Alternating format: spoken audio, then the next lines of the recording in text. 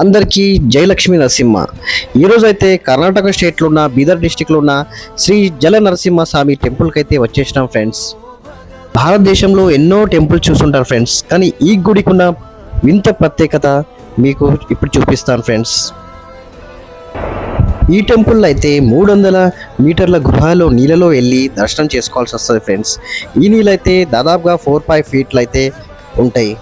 అయితే శ్రావణ మాసం ఫస్ట్ శనివారం అయితే వెళ్ళినాం ఫ్రెండ్స్. దానివల్ల పబ్లిక్ అయితే చాలానే ఉండే. దాదాపుగా మేము 1 అవర్ పాటు నీళ్ళలోనే ఉన్నాం. మాకైతే దర్శనానికి నీళ్ళలోనే 1 అవర్ అయితే పట్టింది. ఈ టెంపుల్కి అయితే దాదాపుగా 500 సంవత్సరాల చరిత్ర అయితే ఉంది ఫ్రెండ్స్.